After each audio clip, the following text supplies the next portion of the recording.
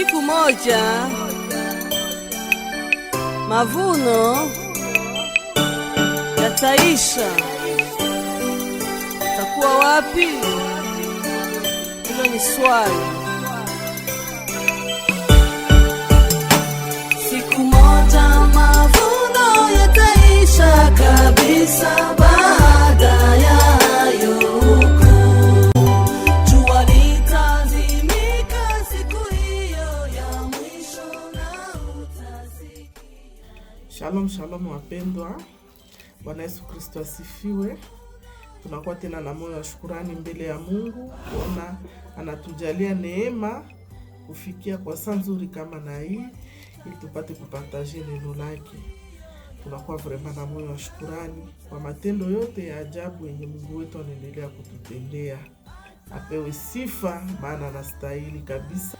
Okay, mbele tuanze kupartager, tutashukuru kwanza Mungu mtakatifu. Mungu wetu unaheshima pa juma panapoinuka, tuko mbele zako tukiwa na moyo wa shukrani. Asante kwa yote ambayo unaendelea kutenda kwa maisha yetu.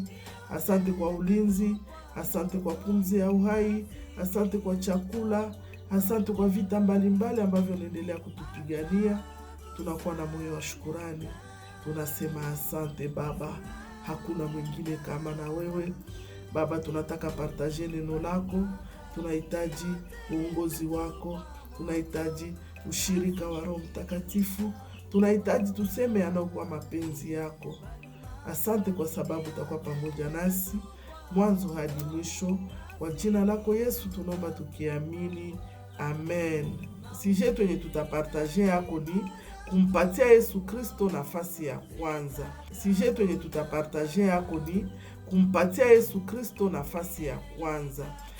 Tutapartager neno la Mungu. Tutasoma katika kitabu cha Luka mtakatifu sura ya 10. Tutaanzia kumstari wa 38 mpaka kumstari wa 42.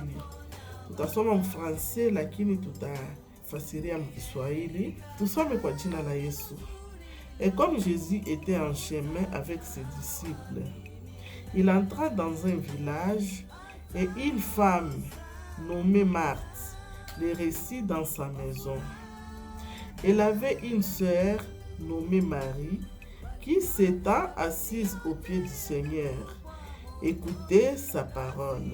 Marthe, occupée à divers soins domestiques, survit et dit: Seigneur, cela ne te fait-il rien que ma sœur me laisse seule pour servir?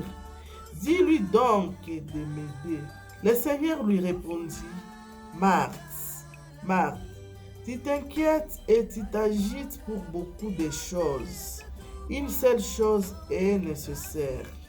Marie a choisi la bonne part, qui personne ne lui sera point ôté. Amen. Bwana Yesu Kristo asifiwe. Hapa tunasikia ni habari ya Yesu Kristo alikuwa anatoka tembea na wanafunzi yake, kisha akafika mkijiji moya. Mwile kijiji mulikuwa barafiki yake. Bale barafiki mulikuwa umoya jinake alikuwa Martha.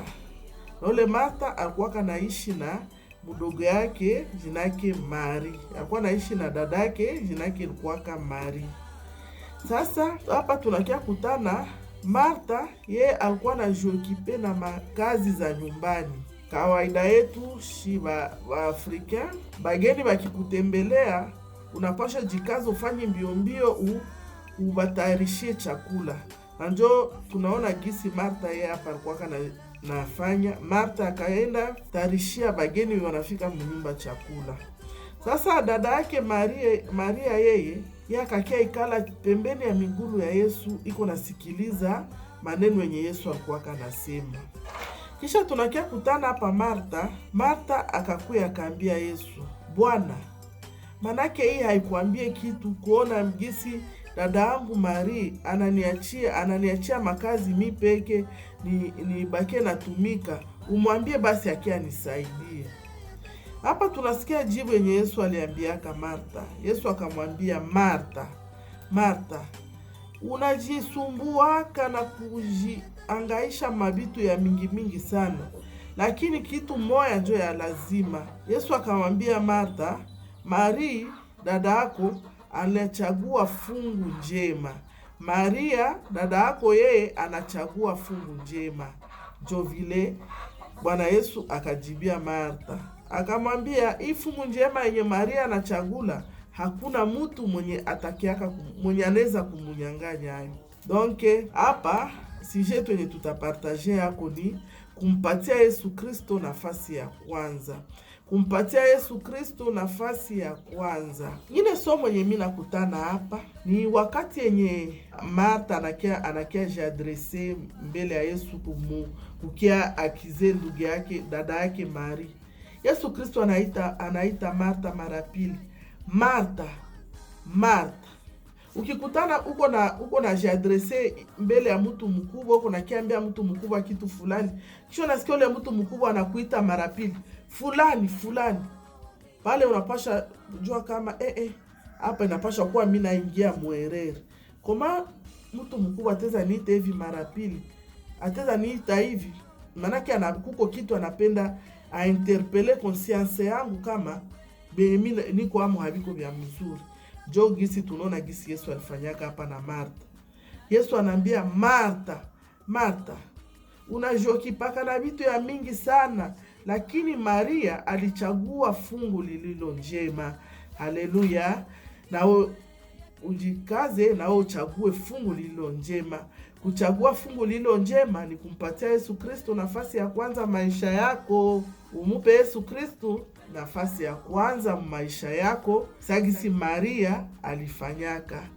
Martha anajokipena bingine, lakini Maria kaacha byote, akakuya kwanza akajokipe kwanza na kusikiliza maneno ya Yesu Kristo alikuwa kanasema. Kumupa Yesu Kristo nafasi ya kwanza ni kujitenga na bile vingine vyote venye vinachoka kukudistraire. Ni kujitenga na kila kitu yenye iteza kudistraire maisha mko vitu mingi yenye nachoka kutudistraire. Ndio maana tujidebarase na bile vingine vyote, tumpatie Yesu Kristo nafasi ya kwanza. Bwana Yesu Kristo asifiwe sana. Hapa tunakia ona gisi Martha na Maria bakwaka wote naishi nyumba moya, lakini wakati balipata bageni, bale bageni ilikuwa Yesu Kristo pamoja na wanafunzi yake. Tunaona gisi Martha yeye akenda jokipe na kazi za nyumbani, na dadake Maria yeye akaacha bile vingine vyote, yeye akakuya akaikala kumigulu ya Yesu, iko nasikiliza maneno yenye Yesu alikuwa kanasema. Njoo hapa tunasoma tunasikia gisi Martha anafikia kwanza jilamante, anasema Bwana, wewe hii haikwambie kitu kuona gisi dadangu Maria ananiachia makazi mi peke, anakia ikala pale kwa nasikiliza tu venye uko nasema. Tunasikia jibu ya Yesu gisi likuaka. Yesu akaonesha Martha ile venye uko nafanya haiko njo vya maana. Dada yako Maria ye anafanya kitu ya maana yenye hakuna mtu mwenye atamunyanganyaka hayo. Maria alichagua fungu njema, sagisi neno la Mungu linasema. Sasa swali yenye niko nayo hapa, nataka kukuuliza, na we nini yenye unapatiaka nafasi ya kwanza maisha yako? Tunakia kutana mwenzetu Martha, yeye yenye alipatia nafasi ya kwanza maisha yake ilikuwa ni makazi za nyumbani, yenye hakufanya kabisa kitu ya mubaya. Sagisi mgeni anaingia mnyumba, unaanza jokipe nayo pale, hakukukua kibaya. Lakini kitu mwenye Martha alisahabu, hakuchagua kitu yenye ilikuwa ya maana kabisa. Mwenzake Maria yeye akaona aache kwanza vile vingine vyote, akuye kwanza aikale kumigulu ya Yesu, asikilize maneno yenye Yesu Kristo alikuwa kanasema. Ndio tunakutana Maria yeye alichagua kitu ya maana, kitu yenye ilikuwa ya maana maisha yake, yenye hakuna mtu mwenye atakiaka mnyanganya, sagisi Bwana Yesu Kristo anasema. Na weye nini njo inakubebaka wakati? Martha yeye bilimbeba wakati ni makazi za nyumbani, na weye nini njo inakubebaka wakati? Uteza jiuliza na weye, na mimi hapa Na mie nini inanibebaka wakati? Huko mwenye utakutana vinambebaka tu wakati ni habari za munyumba ya bengine. Manake habari za munyumba ya bengine ateza penda ajue habari ze zinapitikanaka mukila nyumba. Anapenda ajue muifamie banaishi ae, banakulaka ae. Manake unakuta mutu yeye bebi na mokipaka ni habari tu za munyumba za bengine. Unakutana mwengine habari ze zinamokipaka ni maisha ya batoto ya bengine. Ateza pena jua mtoto wa fulani anajikomporta kae, mtoto wa jirani yangu anajua kaishi ae. Manake unakutana ule yeye bitu vinambebaka wakati ni kupenda kufatilia maisha ya bengine, kupenda kufatilia maisha ya watoto ya wajirani yake. Ile tu njo yeye inambeba wakati. Utakutana na mwengine naye bebi na mbebaka wakati tu ni maisha kusengenya. Manake kama yaikale kona sengenye kona teta benzake, ye hajisikiake kama iko mutu. Yeye preoccupation yake ni lutetano tu ndio shaka mbeba wakati. Utakutana na bengine banaume nabo bababa bebi shaka babeba wakati ni kuikala tu biko naongea habari za wanamuke. Mwanamuke apite, banaanza sema na umbo yake iko hivi na hivi. Mwengine apite, ule naye iko hivi na hivi. Unakutana bababa nabo, utakuta kuko bababa venye nabo bebishaka babeba wakati nabo wanasengenya naka. Ni maisha ya kusengenya tu wanamuke wanapita. Bengine bababa bebi na babeba wakati ni kuongea tu mapolitiki. Kuongea mapolitiki, huyu alete habari za kutokea huku, mwengine alete habari za kutokea huku. Utaweza kuta washaka kwa na kagrupe kamoya bana ikalaka pale hata bapapa ngapi ni juu ya nini? Habari za politiki. Habari za politiki zikiisha banaza habari za banamuke. Habari za banamuke zikiisha banaingia mu habari za kabumbu. Habari za kabumbu zikiisha manake utakuta batu washaka kwa na bitu mingi na babebaka wakati. Lakini somo yetu yenye mimi napata hapa yenye Yesu Kristo anaambia Martha, ona jokipaka na bitu ya mingi sana.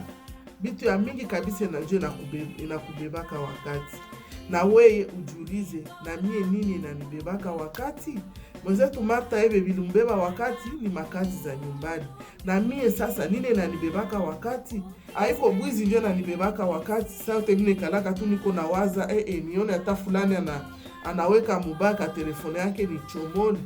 Mwengine benambeba wakati na mimi nione hata fulani mwalianika kiato yake ya mzuri ni anule niende niuzishe. Unakuta mwengine bwizi njo tu inambebaka wakati. Kwenye iko na ikale iko tu na waza ndio ndeza fanya na mimi niibe fulani, niibe nipate makuta nifanye siwe nini na nini.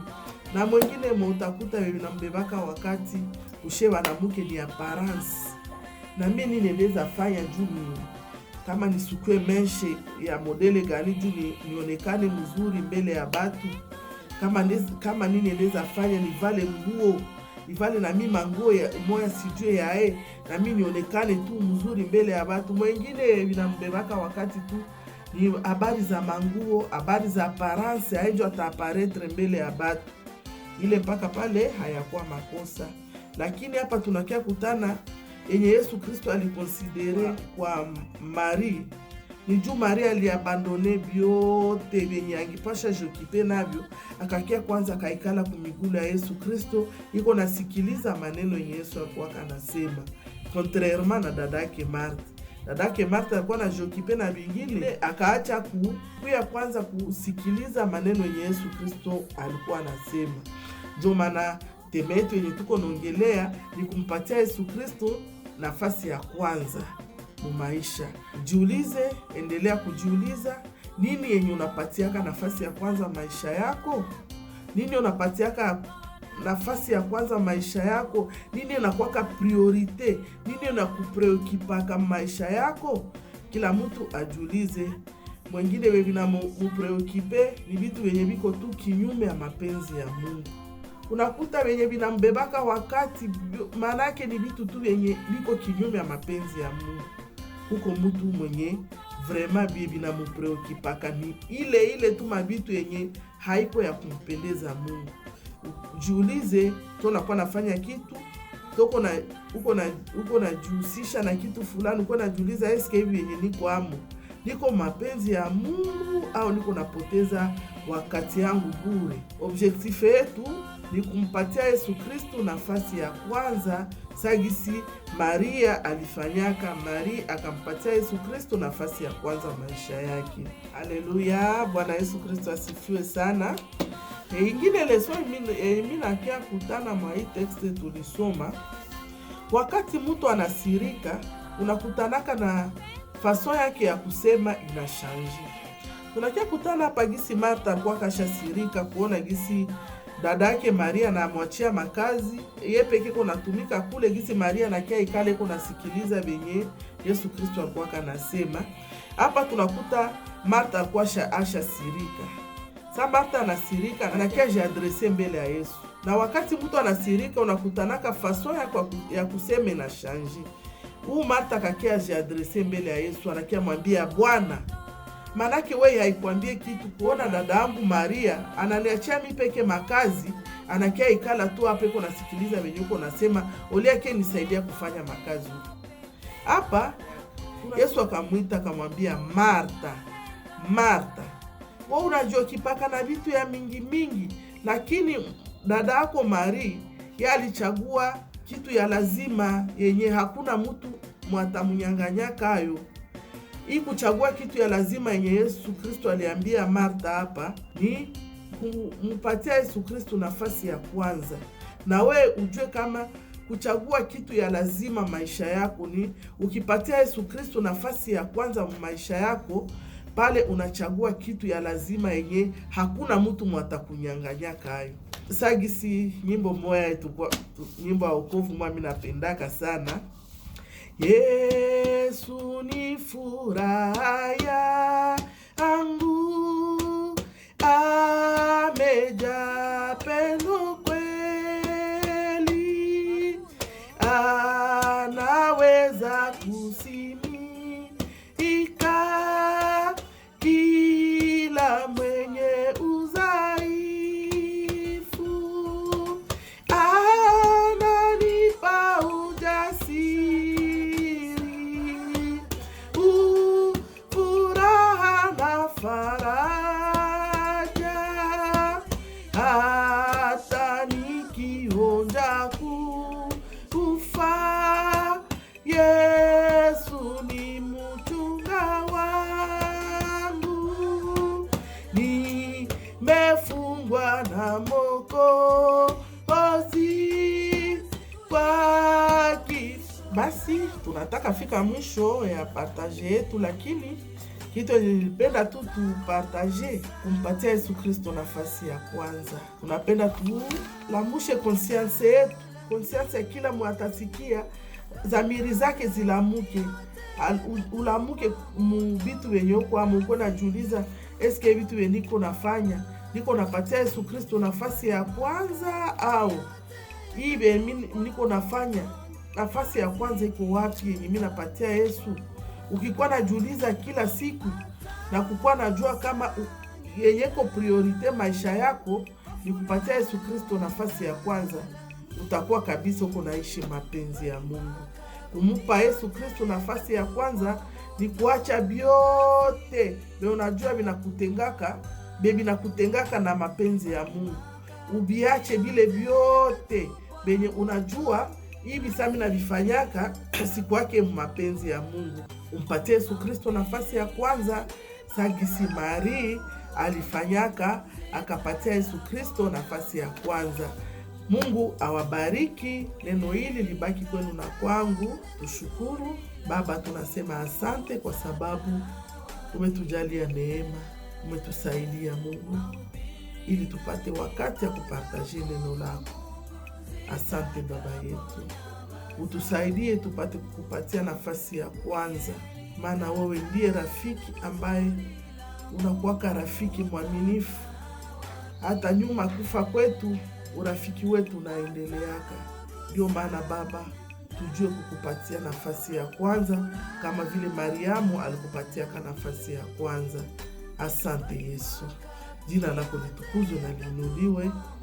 kwa kuwa umetujalia neema. Utaendelea kuonekana kwa upande wetu, utaendelea kuzungumza na dhamiri zetu, ili tupate kujua kupatia nafasi ya kwanza. Kwa jina lako Yesu tunaomba tukiamini, amen. Kwa heri, tutaonana wakati Mungu anatujalia tena. Mungu awabariki. Ilikuwa wenu Mama Dodo Furaha Bashokwire kutoka Malawi Palilongwe, kwa niaba ya Group Maranatha.